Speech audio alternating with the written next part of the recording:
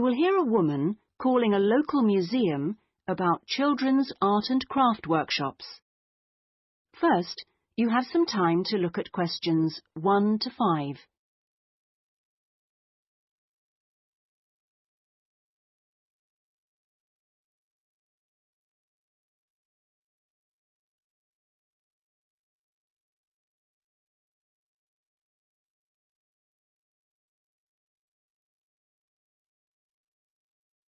You will see that there is an example that has been done for you.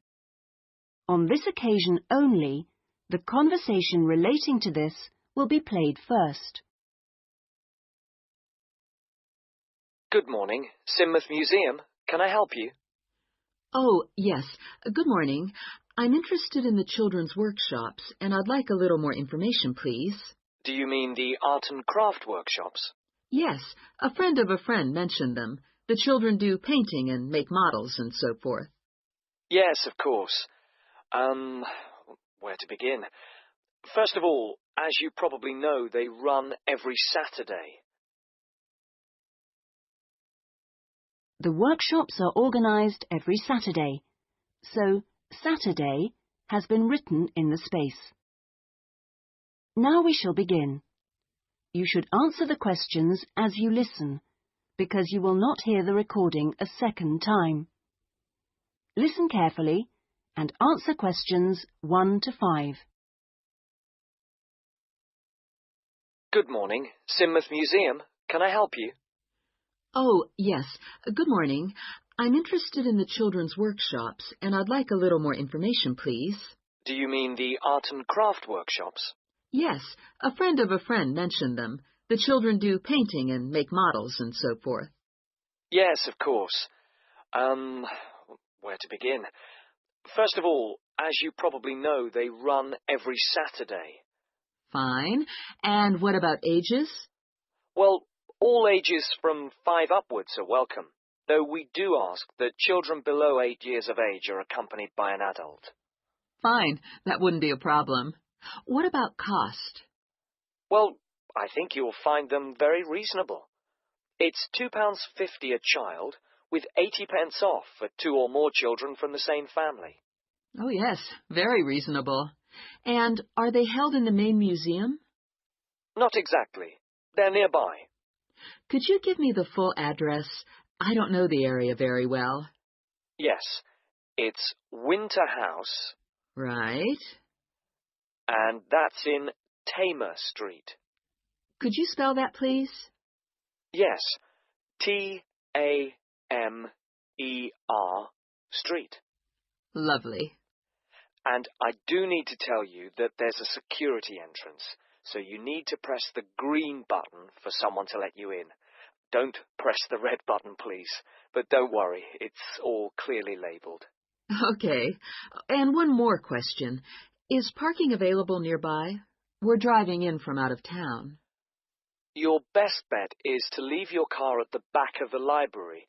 On a Saturday morning, there are plenty of spaces there. It's right next door to the museum. And can I ask about booking places? Yes, and I must tell you, you really should book by calling the education department here. Oh, I'm sorry. Should I have rung them instead of the main museum number? No, that's fine this time. Please don't worry. But for future reference, I'll give you the direct number. It's 200-765. Great. I've got that. Before you hear the rest of the conversation, you have some time to look at questions 6 to 10.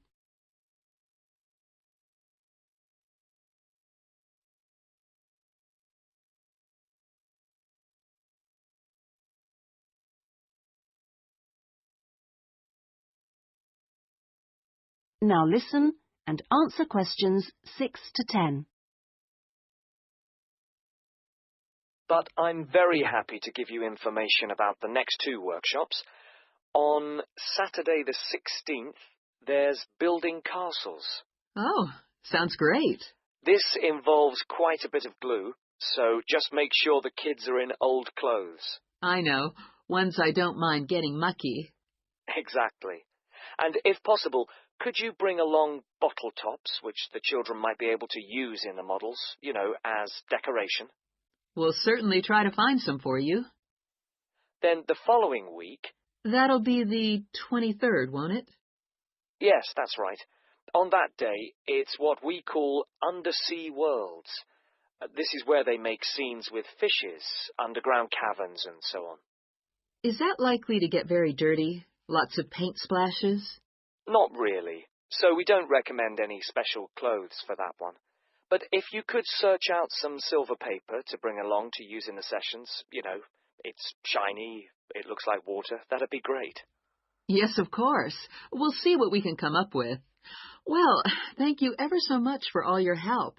The sessions sound really good, and I'll certainly book up for the next 2. Lovely. Thanks very much for ringing. Bye. Bye-bye. That is the end of section 1. You now have half a minute to check your answers.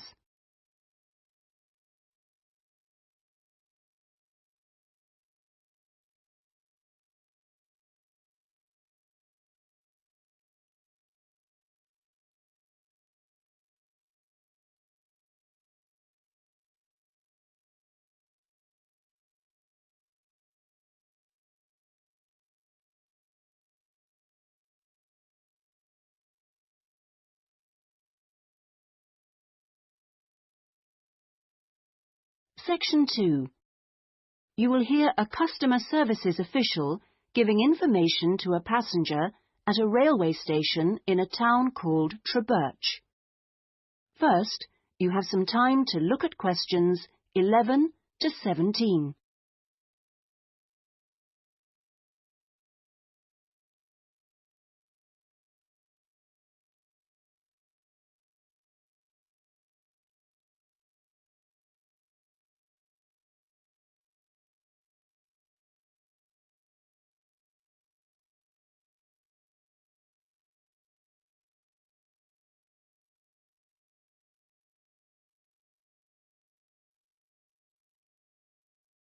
Now listen carefully and answer questions 11 to 17. Hello. My family and I are staying here in Trebirch for a week or 2, and we wanted to know about the train services. We're hoping to do a few local trips. Okay. Well, I can give you lots of details about all the trains going from Trebirch in the southwest. This leaflet will be very helpful, but I can tell you some of the main things. We've got 2 main train stations in the town. King Street is for local commuter lines and regional services. What about trains to London? I'll need to go there on business for one day. Then you need to go to Central Station. That's for all the national services. There are regular trains to London. They leave Trebirch every half hour on weekdays and every hour at weekends. It takes about 2 hours, a bit longer on Sundays. You've got a choice of first and second class, and there's a buffet car, though refreshments are included in the cost of a first-class ticket. Ah, right. And have you got any information on different ticket types? Yes, there's a range of ticket prices depending on when you travel and when you buy your ticket. There's a standard open ticket, which doesn't have any restrictions. This can be bought in advance or on the day. You can also get various discounted tickets. A popular one is called the Super Save, and this is okay for travel after 8:45. Then there is the special ticket, which is valid for travel after 10:15. The special tickets are also valid for travel at weekends. The cheapest tickets are called advance, and you have to buy them at least 6 days ahead. Only a certain number are available, and you have to make seat reservations for these. Before you hear the rest of the conversation, you have some time to look at questions 18 to 20.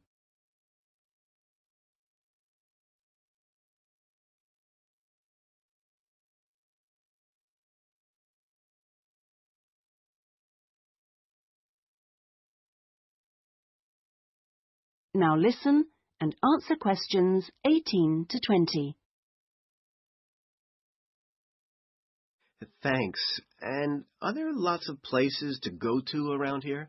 Oh, yes. You can enjoy many days out. There's the Merthyr Mining Museum, which is only half an hour from Trubirch by train.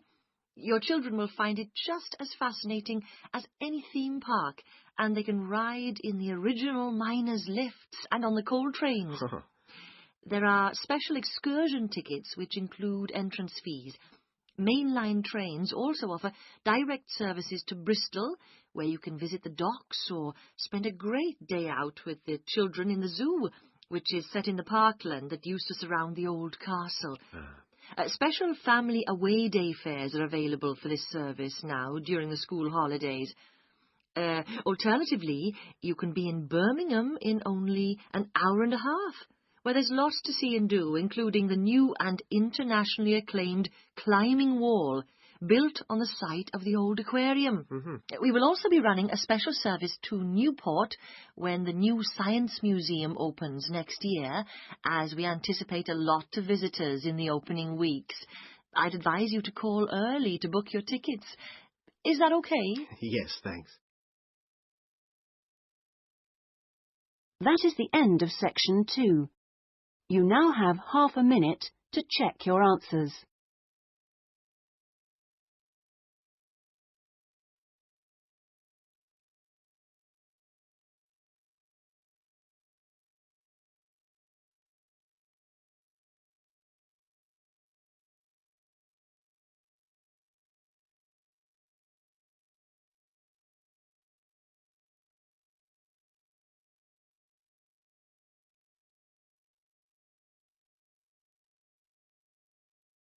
Now, section 3. You will hear a discussion between a tutor and an education student called Sandy about the student's dissertation. First, you have some time to look at questions 21 to 25.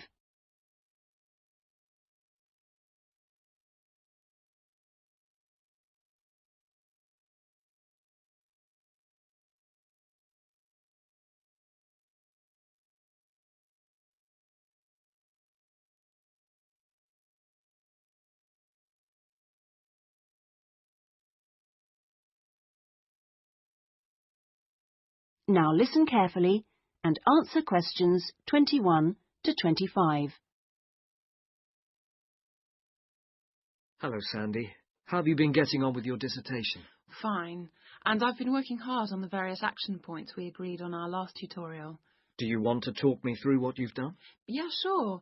Well, we agreed on 3 main targets for me to aim for. The first one was to find out about suitable data analysis software. Yes. And what I decided to do was to look through catalogues specialising in IT. That's a good idea. What did you come up with? I found the names of 2 promising ones. Right. But I also thought it'd be worthwhile talking to a lecturer. Oh, right. Who did you see? Jane Prince. Do you know her? She's in the computer centre? Yes, of course. She's the new head. Yes, well, she was very helpful. Oh, that's good. Did she suggest anything in particular? Yeah, she recommended software called VVAT and said I should book up for a couple of practice sessions using VVAT. Great. I'm sure you'll find them useful. And, of course, the second target was to draw up a survey checklist, which Yes, you emailed me it last week. Have you had a chance to look? Of course. I think it's good. Very much on the right lines. I'd say your first 2 sections are spot on. I wouldn't suggest that you change anything there, but in section 3 you really do need to have questions on teaching experience. Yeah, I was thinking that section looked a bit short. Right. And my third target was do further reading on discipline. Oh, yes. I mentioned a couple of writers, didn't I? Yes, well, I got hold of the Banerjee, and I thought that was excellent, but I'm afraid I didn't manage to get hold of the essays about classroom management. You know, the ones by Simon Erickson. The bookshop said it was out of print, and the library doesn't have a copy. Oh, right. And I'm afraid I've lent my copy to another student. What I suggest you do is try the library again. This time apply for it through the service called Special Loans. Have you done that before? You're entitled to 6 books a year. Yes, no problem. That's what I'll do. So, lots of useful work done. Before you hear the rest of the conversation, you have some time to look at questions 26 to 30.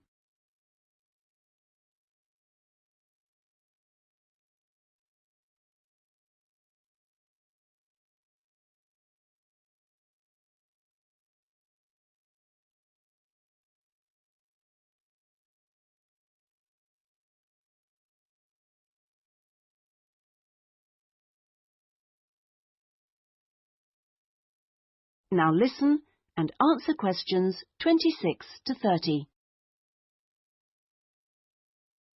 So let's look at some new targets. We'll start by having a chat about your Chapter 1. I very much enjoyed reading it. Your written style is very clear, and you've included lots of interesting descriptions of education in your target area. I've just got a couple of suggestions for some additional work. Of course. Could I just ask, what do you think I should call it?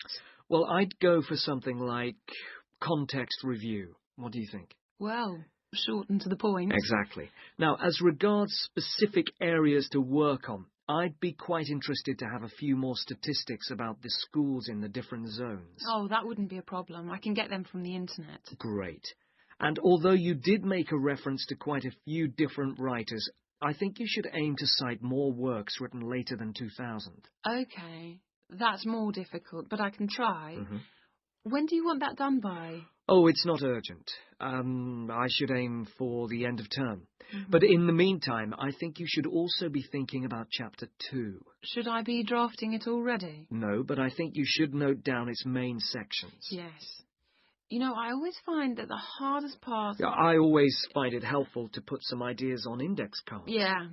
And then you can sort them and even lay them out on the floor. It's a real help. Well, I'll certainly try it. When would the deadline be for that? My advice would be to get it done before you embark upon the research. You can always change it later if you need to. Okay, I'll get going on that then. That is the end of section 3. You now have half a minute to check your answers.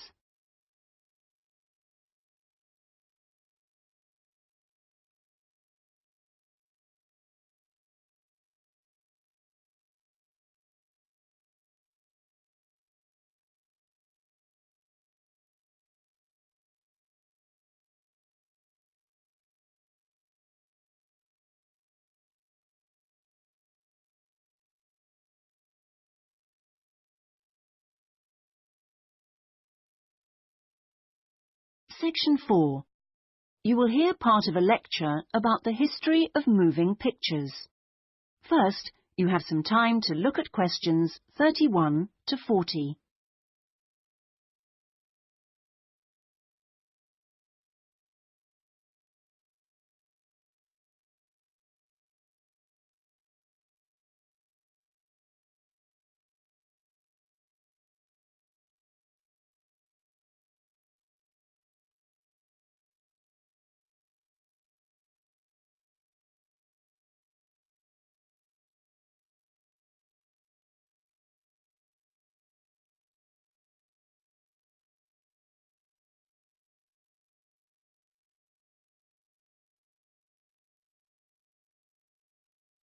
Now listen carefully and answer questions 31 to 40.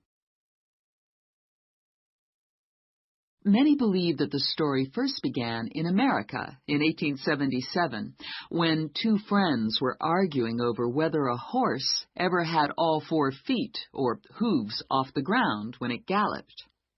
To settle the bet, a photographer was asked to photograph a horse galloping, and the bet was settled because you could see that all the hooves were off the ground in some of the photos. What was even more interesting was that if the photos were shown in quick succession, the horse looked like it was running. In other words, moving pictures.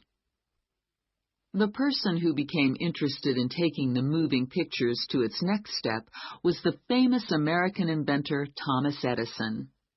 Actually, he didn't do the work himself, but rather asked a young Scotsman in his employ to design a system, which he did.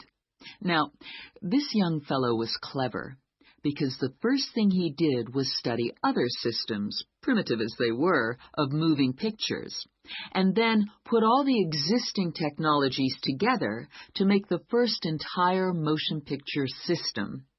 He designed a camera, a projection device, and the film. The system was first shown in New York in 1894 and was really very popular. Apparently, people lined up around the block to see the wonderful new invention. There were, however, a couple of problems with the system. The camera weighed over 200 kilograms, and only one person at a time could see the film.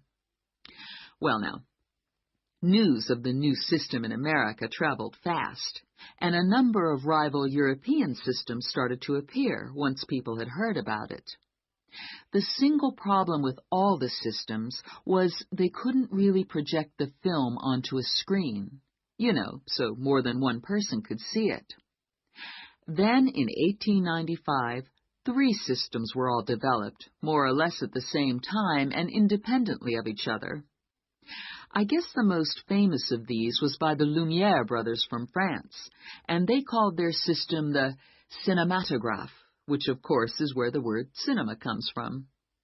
There were also 2 brothers in Germany who developed a successful system, and they called it a bioscope.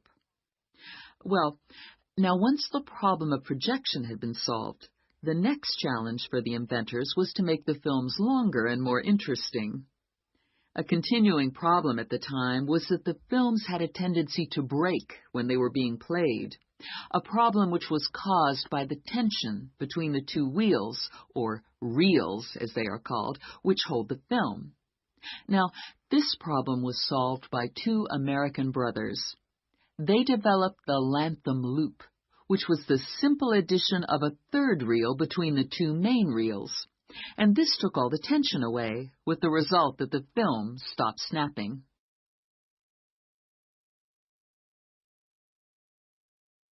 So now there was a real possibility of having films of more than 2 or 3 minutes. And this led to the making of the Great Train Robbery, the very first movie made. It only lasted 11 minutes, but was an absolute sensation. And there were cases of people watching the movie and actually fainting when the character fired a gun at the camera.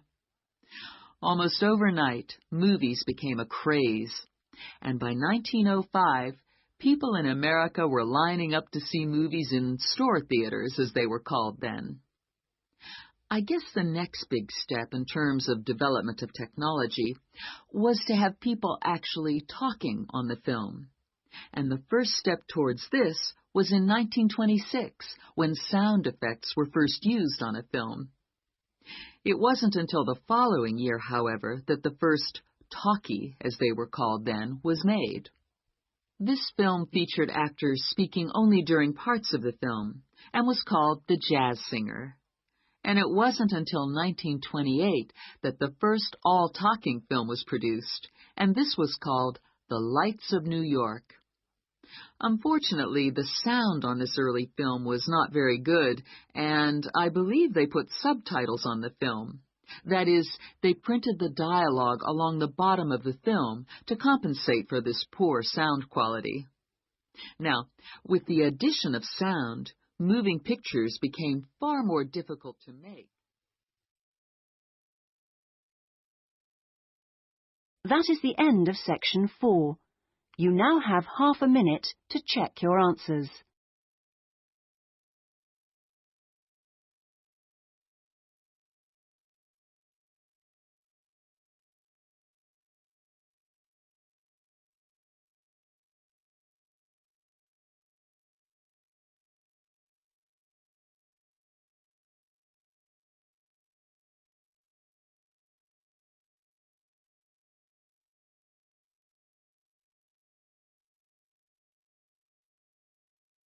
That is the end of the listening test.